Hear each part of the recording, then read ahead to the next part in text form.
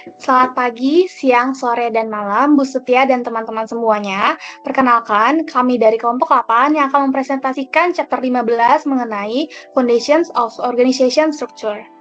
Selanjutnya, seperti pepatah mengatakan tak kenal maka tak sayang, maka dari itu perkenalkan saya sendiri, Yolanda Sembiring dengan NIM 2023 60240 dan teman saya. Nama saya Miska Marcella dengan NIM 2022 60314. Perkenalkan, nama saya Arselin Ratebonepe dengan NIM 2023 60222. Perkenalkan, nama saya Graciela Gestian dengan NIM 2023 60228. Perkenalkan, saya Binta Fitriani dengan NIM 2023 60230. Oke, selanjutnya kita akan masuk ke introduction dulu sebelum masuk ke materi. Di mana introduction ini mengenai Samsung, yang dimana mereka ini sedang transforming a hierarchy. Nah, jadi Samsung ini sudah kita tahu di mana Samsung ini yang menjadi pangsa pasar dalam dunia Android dan perusahaan elektronik terbesar di dunia dengan pangsa pasar smartphone sebesar 16% pada tahun 2020 dan naik pesat dari 3% di 2009. Nah, walaupun dengan demikian, perusahaan Samsung ini juga pernah menghadapi krisis, teman-teman. Jadi, contoh insidennya Galaxy Note 7 yang terbakar pada tahun 2016 dan kasus korupsi pada pewarisnya yaitu Jay Wiley pada tahun 2017. Tapi, meskipun terkena kasus, mereka tetap memiliki harga saham yang naik atau tinggi. Lalu, para investor pun mendesak perubahan struktur organisasi Samsung untuk membubarkan future strategi office-nya demi transparansi dan membuat koordinasi antar anak perusahaan yang jadi sulit. Jadi para investor ini mau ada transparansi dan akuntabilitas supaya nggak ada kesulitan nih di antara anak perusahaannya. Jadi Samsung sekarang harus menyesuaikan kembali struktur organisasinya agar tetap bisa bersaing dan menarik talenta yang inovatif. Meskipun budaya organisasi mereka itu masih hierarkis, yang dimana hierarkis ini mereka tuh harus masih terpaku pada atasan. Hanya atasan saja memiliki wewenang penuh untuk mengambil keputusan dan karyawan hanya mengikuti perintah dari atasan. Nah, di samping ini adalah contoh gambar Samsung Galaxy Note 7 yang dilarang untuk dibawa dalam penerbangan di salah satu bandara Eindhoven Airport yang di mana ini terletak di bandara Netherlands atau Belanda. Oke, next selanjutnya. Kita akan masuk ke dalam materi sub yang pertama, 15.1 mengenai what is organizational structure, apa sih budaya kerja, dan mengapa sih harus ada budaya kerja. Jadi, struktur organisasi ini menjelaskan bagaimana tugas-tugas di tempat berbagi kerja ini dikelompokkan dan dikoordinasikan. Jadi, saat membuat struktur kerja ini ada 7 hal yang harus diperhatikan atau ditekankan, yaitu ada spesialisasi kerja, departementalisasi, rantai rentang kendali, sentralisasi dan desentralisasi, formalisasi, dan serta rentang batas. Nah, untuk pada kali ini, aku akan menekankan pada spesialisasi kerja. Nah, karena organisasi ini juga perlu menyadari nih, kapan sih perlu berubah dan mengenali hambatan, baik yang resmi maupun tidak, baik yang kelihatan ataupun tidak, yang dapat bisa menghambat kemajuan atau keberlangsungan organisasi mereka. Oke, next slide. Nah, selanjutnya ini ada mengenai membahas tentang work specialization. Jadi, spesialisasi kerja ini adalah bagaimana cara para atasan ataupun pemimpin membagi tugas-tugas karyawannya agar bisa mereka fokus dan ahli pada bidang tertentu. Jadi, mereka tuh nggak mengerjakan semuanya secara langsung gitu. Jadi harus dibagi-bagi biar mereka tuh fokus dan sesuai passion mereka. Yang dimana hal ini membuat pekerjaan jadi lebih efisien karena tidak perlu lagi bolak-balik mengganti alat maupun tugas-tugas mereka. Namun hal ini juga memiliki sisi negatifnya, yaitu bisa bikin bosan, jenuh, job desk kerja terlalu sempit karena hanya berputar di kerjaan itu aja. Nah, sebaliknya, jika karyawan diberi beragam tugas, bahkan di luar passion mereka, ini yang bisa membuat mereka lebih puas kerja dan juga lebih baik. Nah, di sini ada dampak positifnya juga. Apalagi jika mereka itu bisa bekerja sama dengan tim, bisa ada beradaptasi dengan lingkungan baru, dan mempunyai kemampuan yang saling melengkapi dalam melakukan pekerjaannya. Nah, teman-teman, ini ada gambar di Exhibit 15.2 mengenai Economics and Diseconomics of Work Specialization. Nah, jadi gambar ini menjelaskan bagaimana sih efisiensi dan produktivitas tingkat kerja. Nah, di sini ada garis horizontal yang dimana ini menunjukkan work specialization yang ini menunjukkan kriteria seseorang atau tim yang yang fokus pada satu tugas atau pekerjaan secara terus-menerus. Nah, yang di sampingnya ini ada productivity yang dimana menjelaskan ini tingkat produktivitas dari yang bawah atau rendah sampai yang ke atas atau tinggi. Nah, di sini aku akan jelasin mengenai isi dalamnya. Di dalamnya ini ada garis merah ini. Yang pertama ada impact from economies of specialization. Di mana ini pada tahap awal peningkatan spesialisasi. Dan di sini tingkat produktivitas meningkat. Di mana teman-teman bisa lihat itu kurvanya naik ke atas. Ini karena pekerjaan menjadi lebih efisien dan suatu karyawan itu menjadi ahli dalam tugas tertentu karena ditempatkan sesuai passion dan keinginan mereka gitu. Manfaatnya bisa efisiensi waktu, kualitas kerja menjadi meningkat, dan proses kerja itu pun menjadi cepat. Makanya dia seperti growth atau naik ke atas.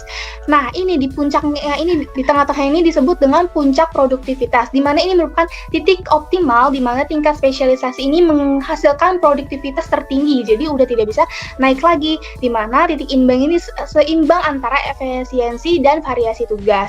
Lanjut kita perhatikan ke sebelahnya, di mana ini kurvanya ini mulai turun nih teman-teman, yang disebut dengan impact from human diseconomies. Nah, jadi kalau spesialisasi terus-menerus ditingkatkan, juga bisa yang aku sempat mention tadi, produktivitas mulai menurun atau disebut dengan diseconomies. Kenapa bisa menurun? Karena kejenuhan kerja. Dia selalu ditaruh di situ-situ aja, kerjaannya itu aja, tiap hari itu aja. Jadi nggak ada yang baru, nggak ada yang menantang, nggak ada yang sesuatu yang membuat dia buat mencoba hal-hal baru. Nah, di mana itu membuat motivasi kerja mereka tuh menjadi menurun, terlalu merasa monoton, dan bisa menyebabkan tingkat absensi dan turnover-nya itu meningkat. Makanya dia kurvanya menurun. Nah, kita akan masuk ke dalam departmentalization, di mana setelah pekerjaan ini dibagi melalui spesialisasi kerja, pekerjaan ini juga harus dikelompokkan sehingga tugas-tugas yang secara general ini atau secara umum dapat dikoordinasikan dan tingkat kesulitan atau kompleksitasnya itu dapat dikurangi. Nah, dasar pengelompokan kerja ini disebut dengan departementalisasi. Nah, departementalisasi ini terbagi menjadi beberapa bagian. Yang pertama ada departementalisasi fungsional, di mana seorang manajer dapat mengatur pabrik menjadi departemen teknik, akuntansi, manufaktur itu sendiri, SDM, dan rantai pasokan atau supply chain. Nah, contoh keduanya, sebuah rumah sakit ini memiliki departemen penelitian, pembedahan, perawatan intensif, bagian keuangan akuntansi, dan sebagainya. Nah, jadi ini departemennya tuh walaupun mereka dalam satu pekerjaan, tapi ada fungsionalnya tersendiri atau kalau dalam organisasi ada divisinya masing-masing yang memungkinkan efisiensi bisa dijalankan dari penempatan spesialis sehingga kita punya fokus area yang sama. Nah, yang kedua itu ada departementalisasi produk atau layanan.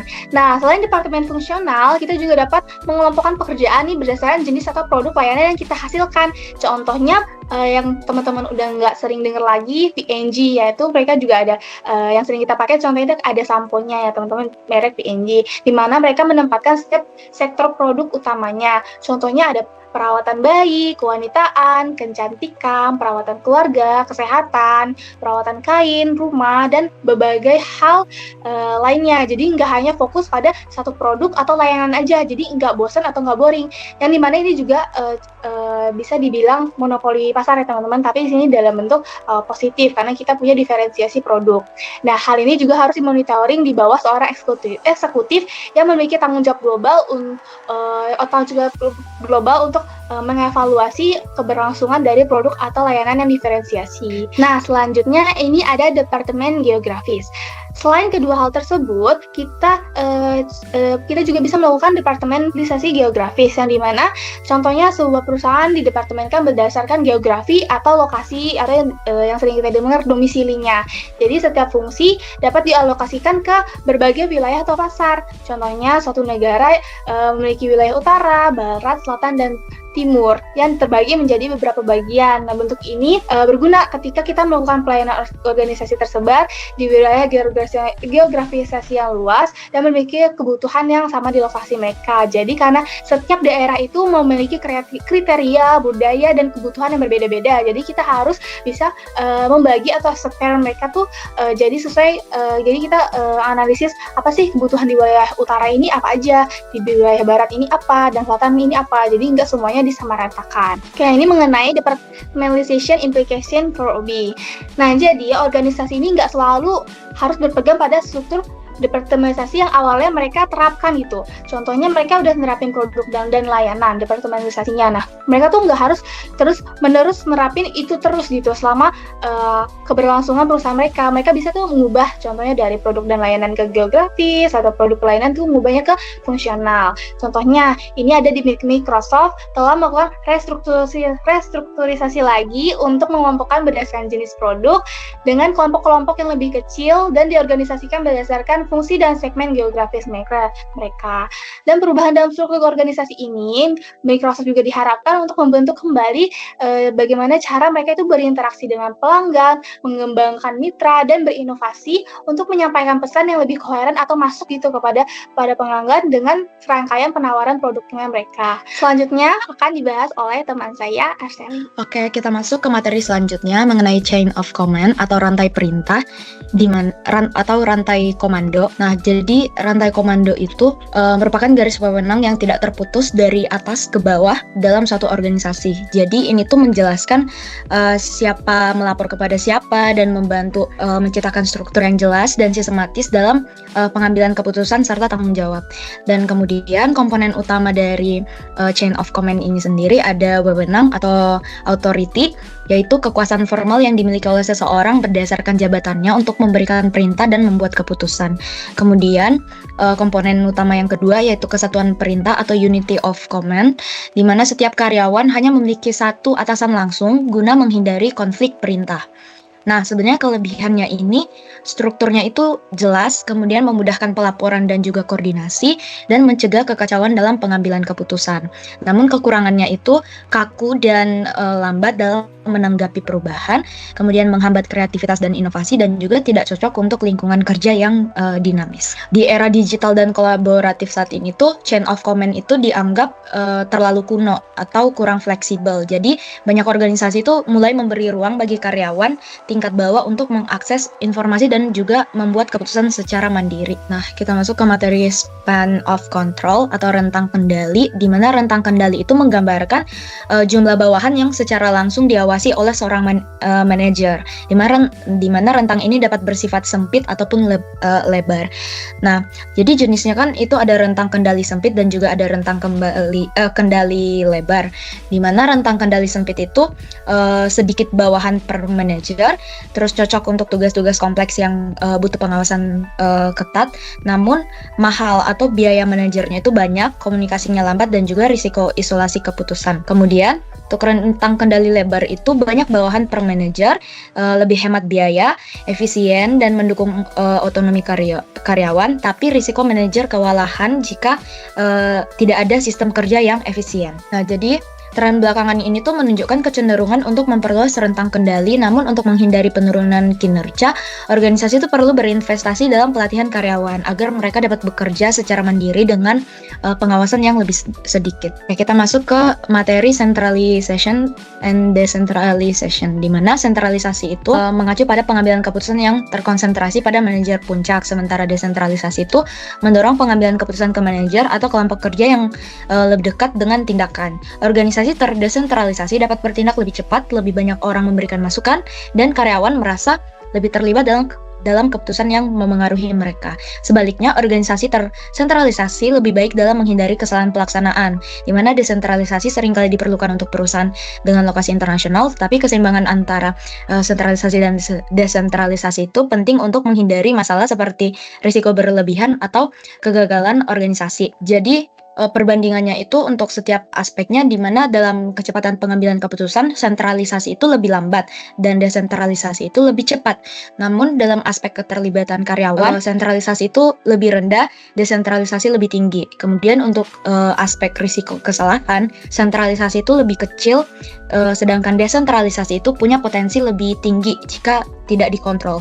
Kemudian untuk aspek fleksibilitas, sentralisasi itu lebih kurang dan desentralisasi itu lebih tinggi. Nah, selanjutnya itu formalization, di mana formalization itu mengacu pada tingkat standarisasi pekerjaan dalam organisasi, di mana pekerjaan yang sangat formal itu memiliki sedikit keleluasaan menghasilkan hasil yang konsisten.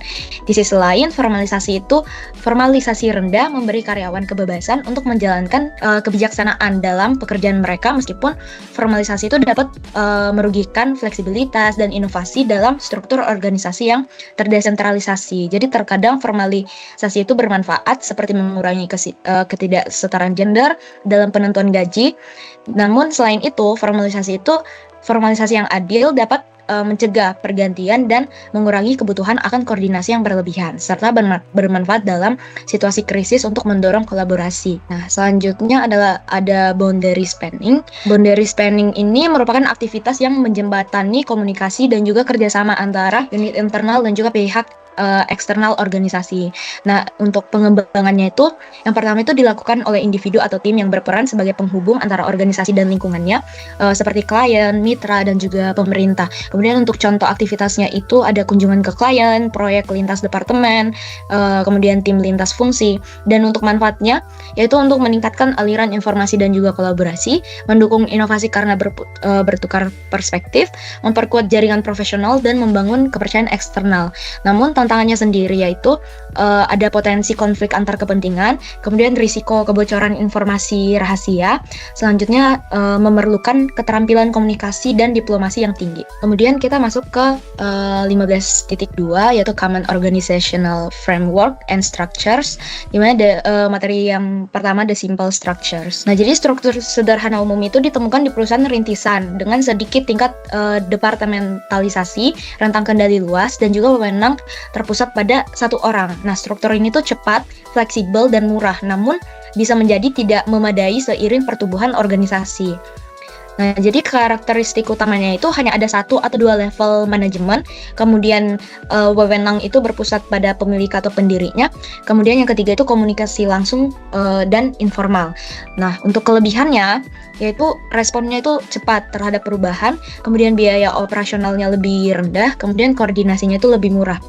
Untuk kekurangannya sendiri, ada ketergantungan besar pada satu individu, kemudian risiko kegagalan tinggi jika pemimpinnya itu gak efektif. Kemudian yang ketiga, kurang cocok untuk organisasi yang tumbuh besar atau memiliki operasi kompleks. Oke, selanjutnya akan dijelaskan oleh teman saya. Baik, selanjutnya kita masuk pada materi birokrasi. Nah, jadi apa sih yang dimaksud dengan birokrasi? Nah, jadi birokrasi itu sendiri adalah struktur organisasi yang sangat teratur, di mana di dalamnya pekerjaan itu dibagi-bagi secara khusus atau dispesialisasi. Dan ada aturan serta prosedur yang ketat, di mana keputusan itu biasanya diambil oleh atasan, dan semua yang di bawahnya itu harus mengikuti alur perintah atau rantai komando seperti yang sudah dijelaskan sebelumnya. Lalu, di sini, bureaucracy is the enemy of innovation and productivity. Jadi, birokrasi itu awalnya itu dianggap sebagai cara yang bagus untuk ngebuat organisasi itu bekerja secara lebih rapi dan efisien, di mana dengan pembagian tugas yang jelas dan aturan tertata, perusahaan itu bisa berkembang secara lebih baik. Nah, tapi sekarang banyak tuh orang yang melihat bahwa birokrasi itu sebagai penghambat, di mana contohnya CEO dari Walmart yang menyebut bahwa birokrasi itu sebagai penjahat, dan CEO dari JP Morgan Chase itu menyebutnya sebagai penyakit. Dan mereka tuh ngerasa bahwa terlalu banyak aturan tuh justru malah membuat pekerjaannya jadi lambat. Tapi birokrasi itu tidak selamanya buruk. Jika karyawan itu bisa memahami bahwa tugas-tugas birokrasinya punya manfaat buat mereka, mereka tuh cenderung tidak keberatan. Dan birokrasi juga bisa membuat semua orang tuh ikut bertanggung jawab dan bisa membantu mengatur tugas-tugas penting. Tapi kalau misalnya aturan dan prosesnya itu terlalu banyak dan rumit, itu juga bisa ngeganggu produktivitasnya. Contohnya lagi itu dari CEO Pfizer, di mana dia itu mengatakan bahwa ketika aturan-aturan yang menghambat itu dikurangi, para ilmuwan bisa bekerja secara lebih cepat. Dan buktinya Pfizer itu bisa membuat vaksin COVID-19 itu hanya dalam waktu 6 bulan. Ada penelitian juga yang menunjukkan bahwa rata-rata karyawan itu menghabiskan 28% waktu kerja mereka untuk urusan birokrasi. Dan 2 dari 3 orang itu merasa bahwa birokrasi itu memperlambat pengambilan keputusan dan inovasi. Walaupun ada perusahaan seperti Google dan Amazon yang tetap bisa berinovasi, tetap banyak juga perusahaan besar lainnya yang kesulitan untuk membuat ide karena terhambat oleh birokrasi. The matrix structure. Jadi struktur matriks itu menggabungkan departemen fungsional dan produk serta dapat ditemukan di banyak organisasi. Jadi dia itu mana kalau fungsional itu berdasarkan keahlian seperti akuntansi, pemasaran, IT, dan lain-lain. Dan kalau produk itu, produk atau layanan itu berdasarkan proyek atau program tertentu. Di mana di dalam struktur ini seorang karyawan tuh bisa punya 2 atasan sekaligus gitu. Satu dari departemen keahlian atau fungsional, dan satu lagi tuh dari proyek atau produk yang sedang dikerjakan. Dan di mana di matrix structure ini tuh membantu memfasilitasi koordinasi ketika organisasi itu memiliki beberapa aktivitas yang kompleks dan saling bergantung, mengurangi apa yang disebut dengan tadi birokratisme dan mencapai skala ekonomi dan sebagainya. Selanjutnya, newer trends in organizational design. Ini ada 2. Yang pertama kita akan bahas dari the virtual structure. Jadi struktur virtual atau the virtual structure itu adalah cara untuk mengatur perusahaan dengan tim inti kecil yang hanya fokus pada hal-hal yang penting saja, lalu mengalihdayakan atau outsourcing tugas lainnya ke pihak luar. Nah, contohnya tuh bisa kita lihat dari industri film di zaman sekarang, di mana banyak banget proyek-proyek sekarang tuh dikerjakan oleh tim-tim kecil dan oleh freelancer, bukan oleh studio besar seperti dulu. Nah, ciri-ciri struktur virtual itu yang pertama, perusahaan intinya itu kecil dan sangat terpusat. Lalu hampir tidak ada departemen tetap, banyak pekerjaan dikerjakan oleh pihak luar atau kontrak, hemat biaya dan fleksibel, serta kita bisa memilih tenaga ahli terbaik untuk setiap proyeknya. Nah, contoh nyatanya adalah ketika Netflix itu bikin serial namanya Yasuke dengan tim kreatif dari berbagai negara. Nah, jadi ada masing-masing negara ada yang pembuat ide, pengisi suara, studio animasi, hingga komposer musik itu semuanya dari perusahaan atau individu yang berbeda-beda. Nah, perbedaan the virtual structure dengan yang bentuk lainnya, contohnya di sini ada 3, yaitu yang pertama struktur jaringan tradisional. Biasanya itu seperti franchise gitu, tapi dia antar cabang itu nggak selalu kerjasama dan bisa bersaing satu sama lain. Terus contoh lainnya struktur berongga, hanya outsourcing bagian yang tidak penting. Dan terakhir struktur modular atau outsourcing itu bagian tertentu dari produk, tapi tetap mengontrol inti produk. Nah, di sini ada Exhibit 15 strip 6, di mana lampirannya itu menunjukkan struktur virtual di mana manajemen mengalihdayakan semua fungsi utama bisnis. Jadi inti organisasinya adalah sekelompok kecil eksekutif yang tugasnya adalah mengawasi secara langsung semua aktivitas yang dilakukan di internal dan mengordinasikan hubungan dengan organisasi yang memproduksi, mendistribusikan, dan menjalankan fungsi penting lainnya. Dimana juga di sini digambarkan dengan garis putus-putus itu menggambarin hubungan yang biasanya dipertahankan berdasarkan kontrak. Lalu selanjutnya, setelah ada virtual team, selanjutnya ada team structure. Jadi struktur tim ini adalah cara kerja organisasi yang menghapuskan hierarki atau jabatan yang kaku dan mengganti departemen dengan tim-tim kecil yang diberi kekuasaan atau diberdayakan. Nah, ciri-cirinya antara lain tidak ada lagi struktur komando yang kaku, terus tim itu dibentuk untuk menangani peluang pasar tertentu, tiap tim itu bebas bergerak cepat untuk memenuhi kebutuhan pelanggan, cocok digunakan di berbagai lokasi atau negara. Dan tujuan dari the team structure ini yaitu untuk menghilangkan hambatan antara bagian dan budaya serta membuka peluang inovasi dan kerjasama lintas wilayah. Selanjutnya, flexible structures, deskless workplaces. Jadi penjelasannya, jadi itu dulu kalau misalkan kantor pribadi itu dianggap sebagai simbol jabatan tinggi, tapi seperti yang kita tahu sekarang bahwa perusahaan itu lebih memilih kantor terbuka untuk mendorong kerjasama dan efisiensi. Contohnya itu adalah Zappos. Jadi kalau teman-teman belum tahu, Zappos itu adalah salah satu perusahaan yang ngejual sepatu secara online, di mana dia itu nggak punya kantor pribadi sama sekali. Terus contoh lainnya itu ada Google, di mana Google itu membuat ruang santai agar karyawan itu bisa lebih mudah berkolaborasi. Nah, tapi sebenarnya kantor terbuka tuh juga punya tantangan, di mana tantangannya antara lain itu kurang privasi, apalagi untuk diskusi rahasia karena sifatnya yang terbuka. Lalu tidak semua orang tuh nyaman, apalagi yang kita sebut sebagai orang yang introvert.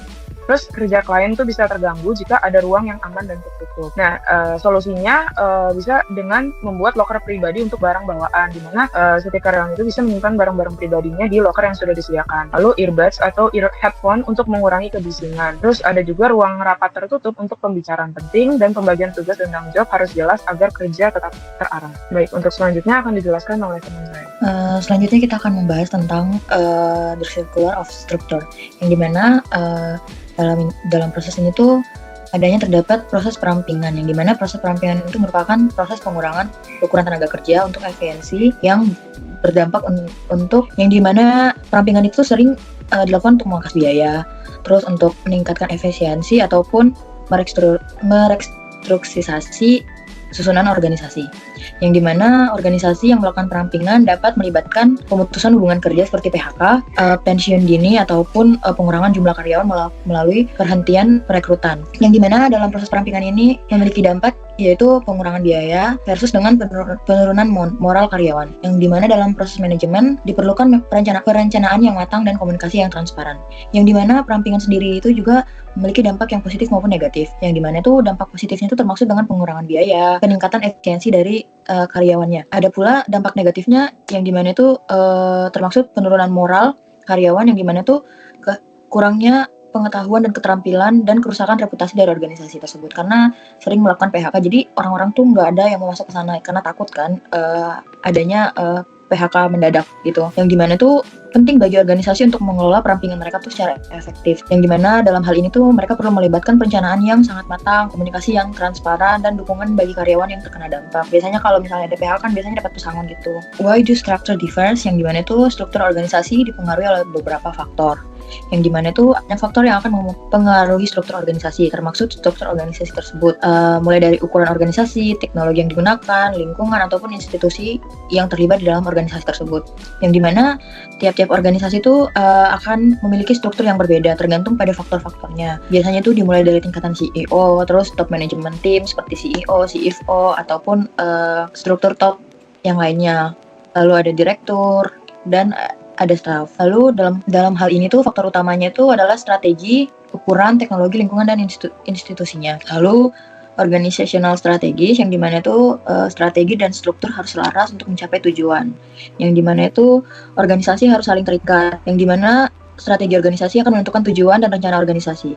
Sedangkan struktur organisasi akan menentukan bagaimana organisasi akan mencapai tujuan tersebut. Organisasi harus memiliki struktur yang sesuai dengan strateginya. Yang dimana tuh dalam menentukan tujuan, organisasi itu harus punya tujuan yang tetap. Adanya struktur menentukan pelaksanaannya.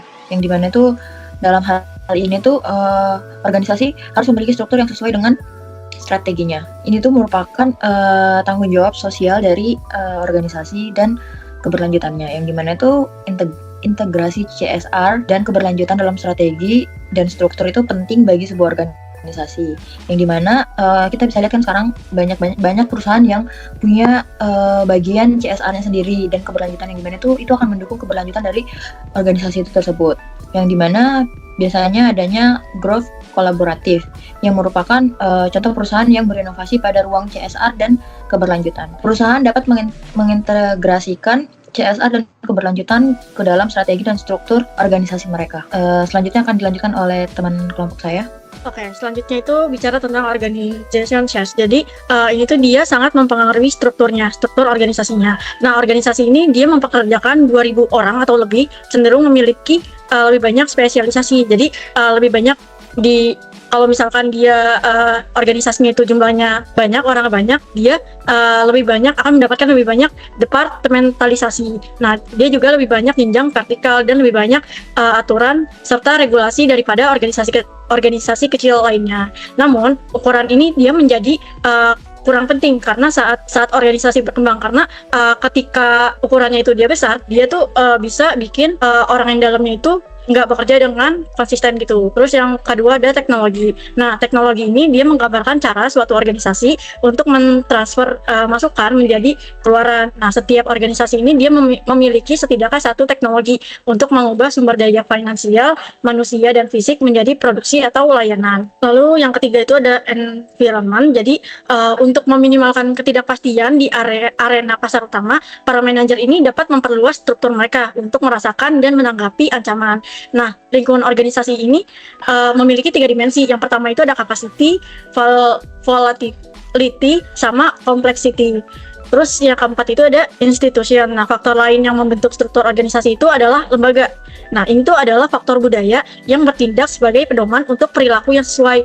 Teori kelembagaan ini dia menggambarkan beberapa kekuatan yang menyebabkan banyak organisasi ini memiliki struktur yang sama dan tidak seperti teori yang telah kita uraikan sejauh ini. Jadi berfokus pada tekanan yang tidak selalu adaptif. Organizational Design and Employee Behavior. Jadi ini ada 2. Yang pertama itu bicara tentang span of control. Jadi tidak ada bukti yang mendukung hubungan antara rentang kendali kontrol dan kepuasan atau kinerja karyawan. Meskipun secara intuitif dia menarik bahwa rentang waktu yang panjang itu dapat menghasilkan kinerja karyawan yang lebih tinggi karena rentang waktu tersebut itu memberikan pengawasan yang lebih jauh dan lebih banyak kesempatan untuk inisiatif pribadi. Nah, penelitian ini gagal untuk mendukung gagasan ini. Sebagian orang itu suka untuk ditinggal sendiri. Yang lain tuh lebih suka keamanan dari atasan yang selalu sedia setiap saat. Jadi organisasi itu butuh atasan atau pimpinan yang bisa selalu ada kapanpun dan dimanapun dimana kita butuhin dia gitu. Terus yang kedua ini bicara tentang centralization. Jadi secara umum itu organisasi yang kurang tersentralisasi itu memiliki otonom yang lebih besar. Namun sekali lagi, sementara seseorang karyawan itu mungkin menghargai kebebasan, karyawan lain juga mungkin merasakan lingkungan yang otonom sangat ambigu. Nah, ini masih yang sama. Terus yang selanjutnya ada predictability versus autonomy. Jadi dampak struktur itu terhadap perilaku karyawan tidak diragukan lagi. Ketika proses seleksi itu dia memfasilitasi pencocokan yang tepat antara karakteristik individu dengan karakteristik organisasi. Nah, perusahaan itu harus berusaha nih untuk membangun dan mempromosikan serta mempertahankan identitas unik dari struktur mereka. Kenapa? Karena karyawan yang terampil itu dapat berhenti karena perbuatan dramatis. Jadi kalau misalkan lingkungan di organisasinya itu bikin kita nggak nyaman, itu bisa bikin karyawan itu keluar gitu. Terus selanjutnya ada national culture. Nah, ini tuh penelitian ini dia menunjukkan bahwa budaya nasional itu dia mempengaruhi preferensi terhadap struktur. Nah, organisasi yang beroperasi itu dengan orang-orang dari budaya itu dia jarak kekuasaannya itu tinggi. Oke, selanjutnya kita akan memasuki kasus. Case pertama mengenai ethical dilemma, yaitu yang berkaitan dengan the ethics of layoff. Nah, di sini perusahaan elektronik Catron menghadapi kinerja buruk dan harus melakukan PHK atau pemberhentian kerja karyawan. Nah, secara besar-besaran, di mana para eksekutif ini secara sepakat memilih karyawan yang akan diberhentikan berdasarkan posisi dan masa kerja mereka dengan prinsip yang terakhir masuk, pertama keluar. Namun, Blair, salah satu eksekutif ini menentang keras cara ini karena bisa berdampak buruk pada keberagaman perusahaan. Blair mengusulkan agar PHK mempertimbangkan kinerja, bukan hanya masa kerja, untuk memastikan keputusan lebih adil dan strategis. Namun, eksekutif lain khawatir bahwa metode ini sulit untuk diterapkan dan tetap memiliki pendekatan yang awal karena lebih cepat gitu mengambil keputusannya. Akhirnya, keputusan dibuat tanpa mempertimbangkan faktor lain seperti keberagaman atau kontribusi individu terhadap perusahaan. Next, kita akan menjawab mengenai pertanyaannya. Mengenai 15.9 yang akan dijelaskan oleh teman saya. Oke, selanjutnya kita akan menjawab pertanyaan dari 15.9. Pendekatan mana yang menurut Anda terbaik? Kemudian jelaskan. Nah, jadi menurut kami pendekatan terbaik adalah evaluasi berdasarkan kinerja, karena memastikan bahwa keputusan PHK itu lebih adil dan strategis. Dengan mempertimbangkan kontribusi karyawan terhadap organisasi, perusahaan dapat mempertahankan talenta terbaiknya dan mengurangi risiko kehilangan individu yang sebenarnya sangat produktif. Selain itu, pendekatan ini lebih fleksibel dan dapat mengurangi dampak negatif terhadap moral karyawan serta keberagaman dalam organisasi. Kemudian 15.10 akan dijelaskan oleh teman saya. 15.10 itu, apakah ada strategi lain yang dapat digunakan organisasi untuk memastikan bahwa karyawan dan manajer yang kurang terwakili tidak terkena dampak PHK secara tidak profesional? Penyesuaian kriteria PHK menggunakan kombinasi masa kerja, kinerja, serta dampak terhadap keberagaman untuk memastikan keputusan PHK lebih seimbang dan tidak merugikan kelompok tertentu. Terus dilakukannya program pengembangan retensi yang dimana itu perusahaan akan memberikan pelatihan dan peluang promosi bagi karyawan dari kelompok yang kurang terwakili sebelum mempertimbangkan PHK. Dan yang terakhir itu adalah fleksibilitas dalam PHK yang dimana tuh perusahaan akan menerapkan opsi seperti pengurangan jam kerja ataupun cuti sementara agar PHK tidak langsung menargetkan kelompok tertentu. Selanjutnya akan dilanjutkan oleh teman kelompok saya 15.11. Pertanyaan terakhir adalah 15.11. Selain PHK, opsi lain apa yang mungkin dicoba oleh para eksekutif untuk mengurangi biaya? Nah, jadi kami merangkum menjadi 3 opsi lainnya. Jadi yang pertama adalah pengurangan biaya operasional, di mana dilakukan dengan mengurangi pengeluaran yang tidak esensial seperti perjalanan bisnis, insentif non-kritis, atau fasilitas kantor. Yang kedua, restrukturisasi kompensasi, yaitu menawarkan pengurangan gaji sementara atau pemotongan bonus bagi eksekutif dan manajer untuk menghindari yang namanya PHK massal. Dan opsi yang terakhir adalah pengurangan jam kerja atau kerja paruh waktu atau part-time, yaitu dengan mengubah status kerja karyawan menjadi part-time atau menerapkan jadwal kerja fleksibel untuk menurunkan biaya tenaga kerja tanpa memberhentikan karyawan. Terus selanjutnya akan dijelaskan oleh teman saya. Oke, kita masuk ke case 2 mengenai insiden cookie berkaitan dengan reading the atmosphere, di mana bisnis di Jepang memiliki struktur organisasi vertikal atau ke atas yang kaku. Setiap departemen bekerja secara terpisah dengan sedikit komunikasi antar tim, di mana departemen penjualan dan pemasaran menangani negosiasi dengan pelanggan meskipun mereka sering kurang memiliki keahlian pada hal tersebut. Karena kurangnya komunikasi langsung antara teknis dan pelanggan, perusahaan Jepang mengadakan sistem kantor terbuka untuk berbagi informasi secara informal, di mana manajemen membaca cookie atau situasi ini untuk memahami kondisi perusahaan tanpa komunikasi yang formal. Nah, cara ini dianggap efektif meskipun ada tantangan atau kekurangan dalam kolaborasi dan fleksibilitas antar departemen. Lanjut ke pertanyaan berikutnya, akan dijelaskan oleh teman saya. Oke, selanjutnya untuk pertanyaan 15.12, struktur organisasi vertikal yang kompleks bersifat sangat hierarkis. Struktur tersebut sangat kaku dengan setiap departemen memiliki peran yang ditetapkan dengan jelas. Apakah organisasi semacam itu mampu bersikap tangkas dan responsif atau justru merugikan? Nah, berdasarkan jawaban dari kelompok kami, organisasi dengan struktur vertikal yang kompleks cenderung kurang tangkas dan responsif karena aliran informasi dan pengambilan keputusan berjalan lebih lambat. Jadi setiap keputusan harus melewati banyak tingkatan hierarki yang dapat memperlambat inovasi dan adaptasi terhadap perubahan pasar. Selain itu, keterbatasan komunikasi antar departemen dapat menghambat kolaborasi dan penyelesaian masalah secara cepat. Namun struktur ini juga bisa bermanfaat dalam industri yang membutuhkan kontrol ketat dan kepastian operasional. 15.13, apa saja masalah dengan peran yang ditetapkan secara ketat seperti itu? Yang pertama itu kurangnya fleksibilitas, yang dimana karyawan akan menjadi fokus pada tugas saja yang ditentukan dalam peran mereka, sehingga mereka sulit untuk beradaptasi dengan perubahan ataupun mengambil inisiatif di luar tanggung jawab mereka. Terus yang kedua, komunikasi yang terbatas. Akibat dari itu terdapat minimnya interaksi antar departemen yang akan mengakibatkan kurangnya pemahaman menyeluruh tentang masalah bisnis yang dapat menghambat inovasi ataupun efisiensi kerja dari karyawan tersebut. Yang ketiga, peluang pengembangan yang terbatas, di mana dengan peran yang kaku, karyawan memiliki sedikit kesempatan untuk mempelajari keterampilan baru ataupun berkontribusi di luar batas tanggung jawab yang mereka emban yang dapat menghambat pertumbuhan karir mereka. Next, selanjutnya dijawab teman saya. Baik, selanjutnya pertanyaan 15.14.